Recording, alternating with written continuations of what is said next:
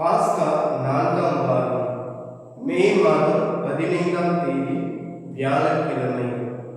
நற்செய்தி வாசகம். புனித யோவான் எழுதிய நற்செய்தியிலிருந்து வாசகம். அதிகாரம் 13, இறை வார்த்தைகள் 16 முதல் 20 முடிய.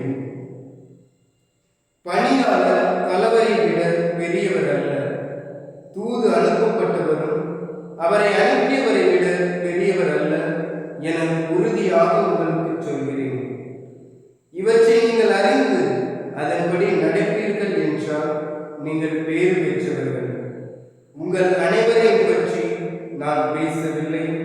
நான் தேர்ந்து கொண்டவர்கள் யார் என எனக்கு தெரியும். எனினும் என்னோடு உண்பவனை என்மேல் பாய்ந்தார் என்னும் மறைமுக வாக்கு நிறைவேறியாக வேண்டும். அது நிறைவேறும் போது இருக்கிறவர் நானே என்று நீங்கள் நம்புமாறு இப்போதே அது நிறைவேறும் முன்பே அது பற்றி உங்களுக்கு சொல்லி வைக்கிறேன்.